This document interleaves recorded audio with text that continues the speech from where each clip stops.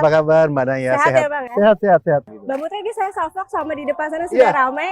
Ini mengingatkan sama Bang Putra pada masa menjadi jurnalis nih. Boleh ceritain nggak sih Bang Putra sampai akhirnya jadi politisi? Iya, kalau tempat ini sebenarnya tempat saya lari dulu. Tempat saya lari ketika kantor PDI Perjuangan diserbu tahun 1996 oleh masanya Suryadi, ya.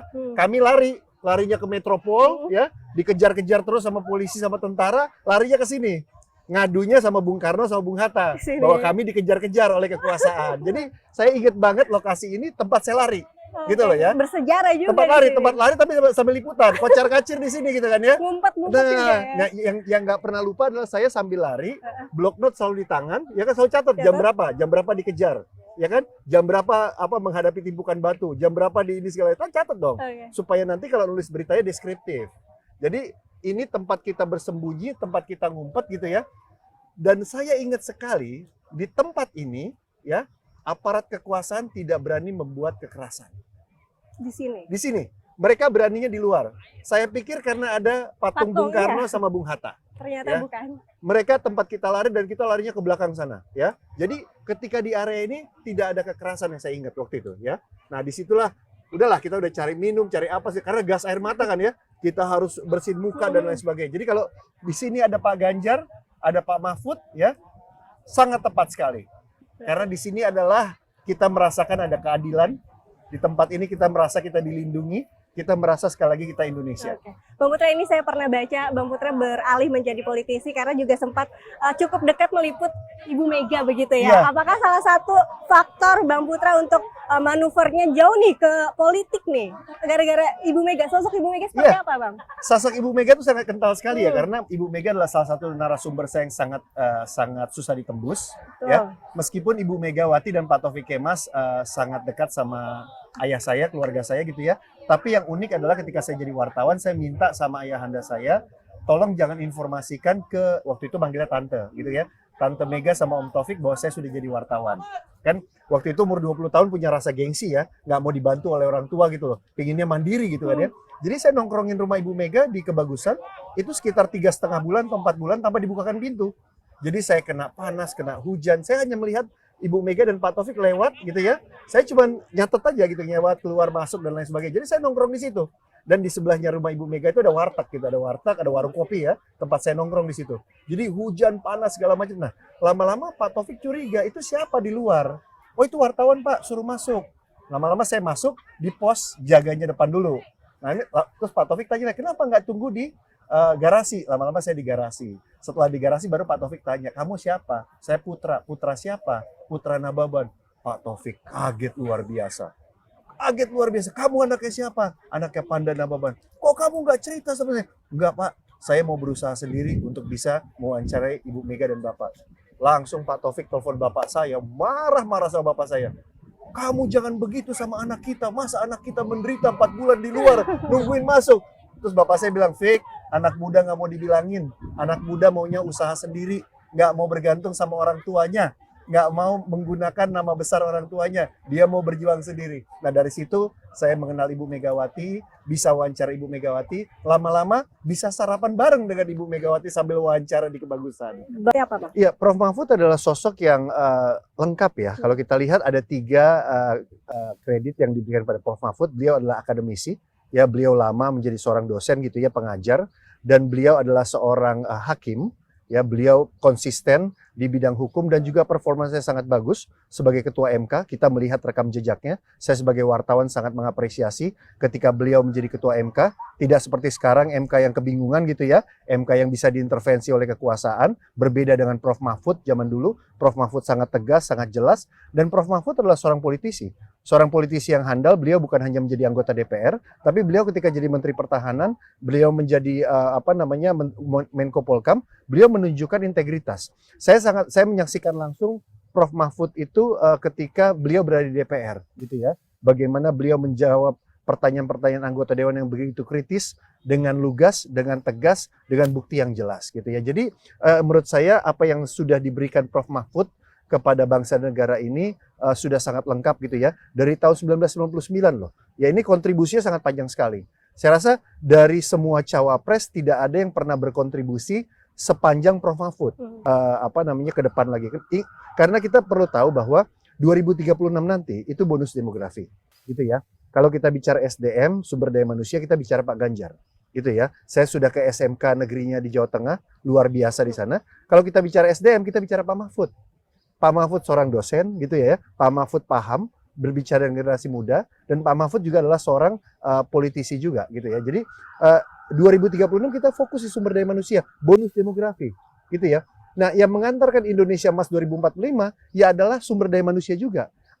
Generasi muda yang saat ini ada di Gen Z, gitu loh. Ya jangan-jangan bukan saya juga, ya udah pasti bukan saya gitu ya. Tapi anak-anak yang sekarang disebut Gen Z. Yang milenial pun udah agak tua nanti, gitu ya. 20 tahun lagi gitu. Jadi kita membutuhkan dua figur ini selama 10 tahun ke depan. Saya nggak ngomong 5 tahun loh. 10 tahun ke depan untuk mempersiapkan bonus demografi menuju ke Indonesia Emas. Oh Bang, ini strategi dari PDIP dan juga koalisi Ganjar sendiri, apalagi bisa dikatakan Prof Mahfud ini bisa mewakili kaum muslim, begitu banyak suara-suara yang memang dibutuhkan untuk koalisi ini. Betul. Pak Ganjar dan keluarga kan juga sangat dekat ya, bahkan datang dari kalangan ulama ya, Mbak Atikoh gitu ya. Dan saya juga dengar di masyarakat Jawa Barat itu mengenal keluarga Pak Ganjar itu keluarga ulama juga gitu ya. Pak Mahfud juga merupakan salah satu tokoh ya, tokoh Islam intelektual yang sangat kita kenal gitu ya, terutama beliau ketika sedang di kampus, dan luar biasanya adalah apapun yang beliau lakukan di kampus, beliau tuangkan ketika beliau ada di Mahkamah Konstitusi dan ada di dunia politik gitu ya. Nah ini kan yang menurut saya menjadi kebanggaan buat masyarakat, bukan hanya masyarakat Jawa Timur gitu ya. Pak Mahfud menurut saya udah punya Indonesia.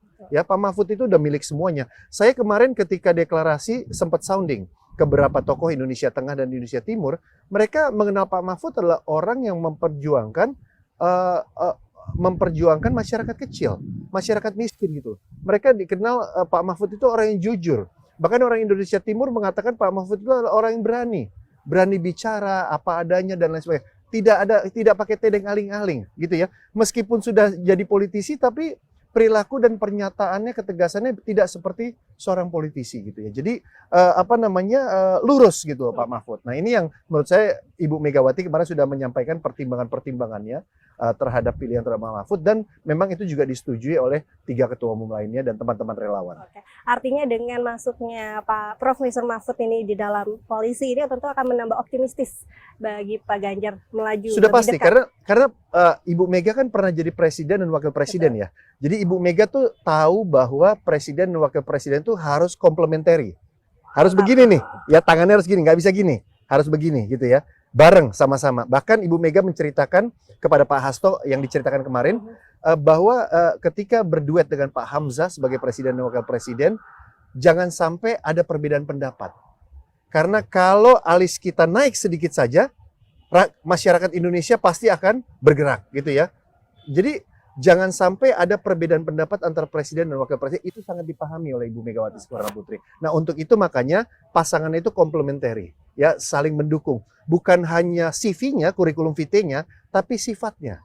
Gitu ya, perilakunya, sifatnya, karakternya. Dan saya melihat ada karakter yang saling komplementari, saling mendukung antara Pak Ganjar dan Pak Mahfud, gitu ya. Pak Ganjar itu adalah sosok yang memang betul-betul dekat dengan mengerti birokrasi, mengerti pegawai negeri, mengerti menggerakkan program, mengerti mengelola anggaran, dan mengerti membuat terobosan. Gitu kan ya. Nah, Pak Mahfud adalah sosok seorang akademisi yang mengerti hukum dan mengerti undang-undang dan mengerti aturan dan lain sebagainya ya di dunia politik untuk memisahkan Pak Jokowi dan Ibu Megawati. Sosok Bu Mega seperti apa? Karena kan masyarakat hanya melihat luar-luarnya aja nih, Bang. Apalagi saat ini banyak digoreng-goreng. Seperti apa nih, Bang Put? Ibu Mega? Ibu Mega adalah, saya harus bilang yang pertama yang personal. Okay. Ibu Mega itu seperti ibu saya. Jadi kalau saya lihat kerasnya Ibu Mega, disiplinnya Ibu Mega, tegasnya Ibu Mega, saya harus melihat sosok almarhum ibu saya. Gitu ya. Yang kedua, Ibu Mega adalah negarawan. Ya. Yang ketiga, Ibu Mega adalah sosok yang konsisten. Ya. Jadi negarawan itu sudah melingkupi semuanya. Seorang pemimpin dan seorang yang tidak mengutamakan dirinya, seorang yang bisa mengayomi, gitu ya. Seorang yang mengatakan kebenaran. Gitu loh. Ya. Tadi yang pertama saya bilang ibu buat semua. Karena saya sendiri merasakan itu seperti ibu saya. Mau dimarahin, mau di ini segala macam, Karena ibu saya, gitu kan ya. Yang ketiga konsistensi yang saya bilang. Konsisten ya dari saya kenal sampai sekarang gitu ya. Konsisten seperti itu beliau. Gitu. Oke, berarti tadi ibu dan juga konsistennya itu yang penting Ya, dan negarawan. Negarawan. Ya, negarawan ya. Beliau tidak mengutamakan diri pribadi dan orang lain. Beliau mengutamakan yang terbaik buat bangsa dan negara, Pak Jokowi yang maju. Oh iya dong. Kan 2014. Betul. 2019 Pak Jokowi. 2024 Pak Ganjar. Bukan dirinya atau bukan keluarganya, gitu loh. Ini kan satu contoh yang kadang-kadang kita nafikan, satu teladan yang suka kita lupakan. Kita pura-pura nggak ngelihat teladan itu. Janganlah gitu. Kita kalau ngelihat di ilmu jurnalistik kan cover both side lah. Ya, lihat satu sisi, lihat sisi yang lain. Kalau nggak mau ngelihat yang baiknya ya cover both side lah paling nggak. Gitu loh ya, atau melihat yang jelek-jelek aja gitu loh. Artinya juga hubungan Bu Mega sama Pak Jokowi sangat baik ya, karena dianggap ibu juga seperti mengayomi begitu ya Bang. Iya, udah pasti sangat baik. Kenapa? Ibu Mega itu sangat sayang dengan seluruh kader PD Perjuangan, utamanya yang ada di 3 pilar. Eksekutif, legislatif, dan pengurus. Pak Jokowi itu sudah berkali-kali menjadi eksekutif, menjadi kepala daerah. Wali kota Solo 2 kali. Berarti kan akan ada diskusi panjang dengan Ibu Megawati sebelum pencalonan selama 2 kali. Dan dalam proses menjadi wali kota itu panjang. Gubernur DKI Jakarta yang sangat strategis, sangat sentralistis. Dan pengawalan Pak Jokowi hingga mendapat mandat jadi presiden dan menjadi presiden dan lain-lain. Sangat dekat sekali. Ada kepentingan beberapa oknum di publik, ya, di dunia politik untuk memisahkan Pak Jokowi dan Ibu Megawati. Ada. Lawan-lawan politik pasti mau, pasti menikmati.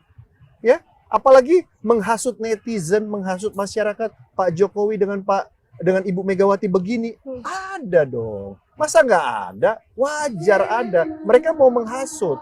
Karena begitu Ibu Megawati dan Pak Jokowi renggang, ya kelemahannya ada di mana? Dirasa Ibu Megawati melemah, PD Perjuangan dianggap akan melemah, Pak Jokowi dianggap akan melemah, gitu loh, ya kan? Jadi seolah-olah ada konflik. Nah, konflik-konflik ini mereka ciptakan, mereka bakar, mereka pelihara. Cerita konflik, ya, cerita konflik ini, gitu. Mereka ada kepentingan untuk itu.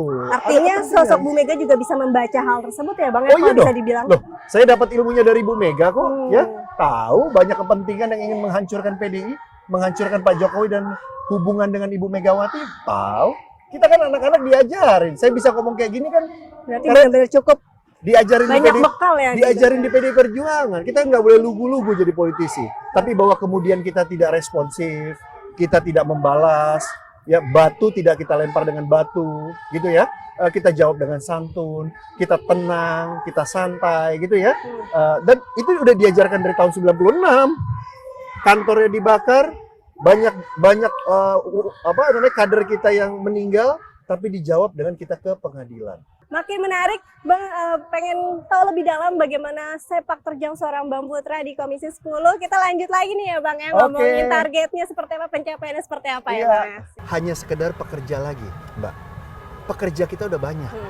Yang Indonesia butuh saat ini adalah Pendapat akhir mini fraksi Partai Demokrasi Indonesia Perjuangan Dewan Perwakilan Rakyat dalam upaya pengembangan sumber daya manusia Indonesia yang berdaya saing unggul. Sekarang yang kita lakukan adalah bagaimana pelaksanaan dari program pemerintah. Skillnya minim, nggak diajarin di kampusnya. Skill kerjasamanya, skill berpikir cepatnya, skill untuk memimpin, dan lain sebagainya. Jadi skill itu nggak ada, skill harus diajarin. Jadi artinya apa? Dengan Merdeka Belajar, skill itu diberikan kepada mereka, kemampuan itu diberikan kepada mereka dengan kampus Merdeka. Sehingga kita butuh adalah seorang spesialis, seorang yang tahu minat dan bakatnya, talenta, bukan generalis. Ini untuk bonus demografi. Kenapa? Di saat bonus demografi nanti, kita nggak mau anak-anak yang ada sekarang nih, mereka jadi penonton. Dan menganggur akhirnya. Mereka harus jadi pemain. Ya, ketika asing jadi pemain, jangan diteriakin. Harusnya kamu bisa menggantikan mereka. Itu yang dilakukan Pak Ganjar ketika di Jawa Tengah. Orang demo kan asing. Pak Ganjar bilang, saya usir besok asingnya. Tapi situ bisa gantiin nggak? Nggak bisa Pak. Ya, jangan gitu dong. Kamu mempersiapkan diri, asah kemampuan kamu. Sehingga kita jadi pemain, bukan jadi penonton. Berarti tadi Itu. mengubah sistem dan banyak hal tadi dibenahi ya Bang ya, sama Betul. dari pendidikan dan juga Ikut perintah Ibu Mega. Oke. Cara turun ke dapil dan menyentuh hati masyarakat, ikut perintah Ibu Mega. Perintah Ibu Mega jelas. Turun ke bawah, jangan pakai joki. Joki itu artinya apa? Ada orang lain, jangan pakai joki. Joki itu artinya apa? Kita duduk-duduk di rumah, ada orang lain yang kampanye. Itu nggak boleh. Itu dilarang sama Ibu Mega sama sekali. Nah, kalau nurut Ibu Mega, jangan money politik, jangan pakai duit, jangan beli suara, jangan kasih duit ke rakyat. Tapi kasih pikiran kita, kasih tenaga kita, ya, kasih gagasan dan ide kita. Dan 2019 saya lakukan itu. Saya lakukan itu, saya tidak mau pakai joki, saya tidak mau diwakili, saya ketemu rakyat, salam langsung turun ke bawah, ya. 85% rumah yang saya datengin semuanya duduk di tikar, nggak ada kursinya, ya. Saya ngomong ide dan gagasan, saya nggak mau kasih amplop mereka karena memang saya nggak mau money politik, ngasih amplop supaya milih saya nggak mau sama sekali, ya. Saya jual ide dan gagasan, alhamdulillah puji syukur Mbak, suara kita tinggi. Ya, bahkan PD Perjuangan dalam sejarahnya di dapil saya Jakarta Timur jadi dapat 2 kursi. Oke, what's next? Apalagi target yang ingin dicapai oleh seorang Putra Nababan? Politisi udah ya, jurnalis udah, pemret udah, semua udah. Apalagi nih Bang? Lebih suka kok. Enggak. Saya tuh senang sekali jadi politisi, senang sekali jadi anggota dewan. Kenapa? Karena ternyata menjadi politisi dan anggota dewan saya lebih sering ketemu rakyat. Mohon maaf dengan teman-teman jurnalis semuanya segala macam yang kita satu alma mater, 25 tahun jadi wartawan saya nggak pernah ketemu rakyat sebanyak ini. Beda. Tapi waktu jadi wartawan, waktu jurnalis saya ketemu pejabat banyak banget. Beda. Dari mulai Mensesneknya siapa, Menko Polhukamnya beda. Jadi saya dapat banget feel-nya ketemu sama rakyat, ketemu masyarakat gitu ya. Jadi kalau ditanya what's next, saya ingin memperbanyak turun ke bawah, ingin memperbanyak sebagai anggota dewan ketemu sama rakyat, bekerja untuk rakyat dan segala. Saya merasa pandemi COVID-19 itu membuat banyak prioritas dan target-target kita terhambat. Ya kan? Kita jadi berubah target kita. Iyalah, berubah 180 derajat. Yang tadi ke utara jadi ke selatan karena pandemi. Nah, sekarang bagaimana udah normal, ya, kita akan menjalankan target-target kita, menyapa rakyat, bertemu dengan rakyat, mendengar problematika dan memperjuangkan DPR. Nah, gitu loh. Jadi kalau ditanya apa lagi itu lagi gitu. Jadi itu masih belum cukup. Ketemu rakyatnya masih harus lebih banyak, lebih panjang lagi. Dan kalau boleh jangan hanya rakyat Jakarta Timur.